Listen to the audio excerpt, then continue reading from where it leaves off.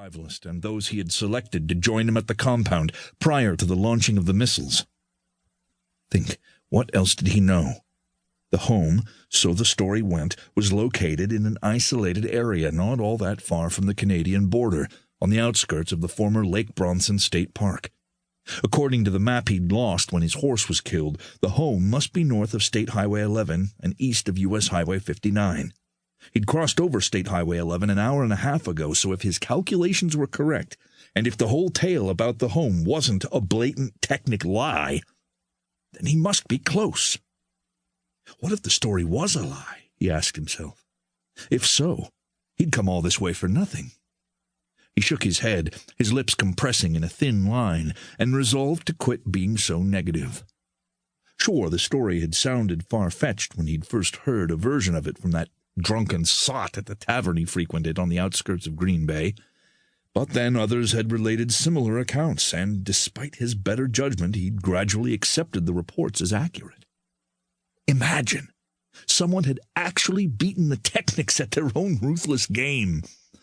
The various accounts all agreed on certain basic points. As always, the treacherous Technics had been up to no good. They'd learned about the existence of the home and had deviously endeavored to extract an important secret from the family.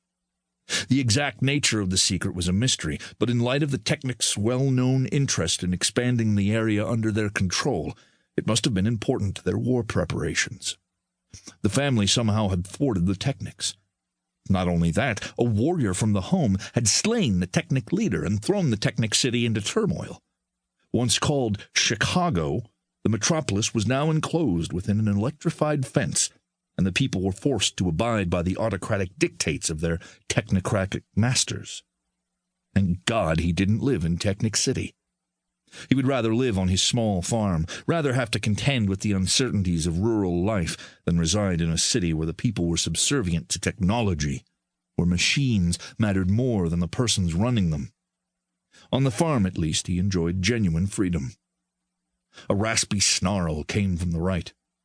Leveling the Winchester, he turned and saw two wolves watching him. They were growing bolder and bolder as the minutes passed. How long before they tried to bring him down? He realized they were probably as hungry as he was, otherwise they wouldn't be stalking him. Wolves seldom went after humans unless empty bellies prompted them to disregard their customary caution where Homo sapiens were concerned. A yelp sounded to the left. He looked, and the skin on his back tingled when he saw two more wolves near a thicket. Incipient panic welled within him, but he swallowed hard, wheeled, and hastened to the northwest. Maybe the wolves would leave him alone for a while longer. Maybe they would wait for nightfall. Maybe he could hold them off if he climbed a tree. Maybe. A narrow stream materialized several dozen yards ahead, a ribbon of water flowing from north to south. He increased his pace, licking his dry lips, eager to taste the cool liquid. If only he hadn't lost his canteen and all of his provisions when that band of scavengers shot his mare out from under him a week ago.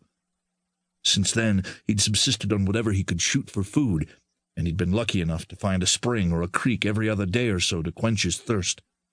Right at the moment, his throat was parched.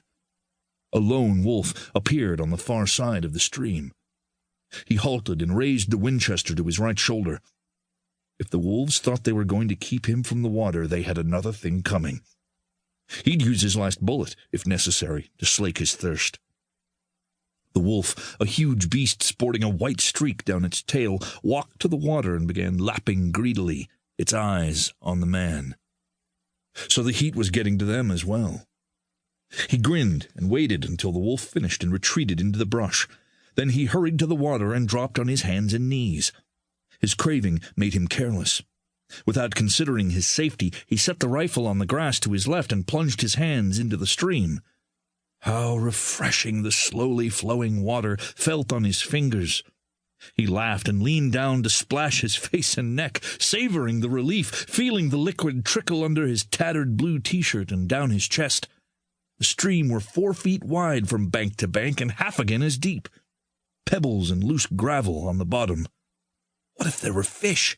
He lowered his mouth to the stream and sipped, knowing he might become sick if he drank too fast. Oblivious to all else, he swallowed and stared as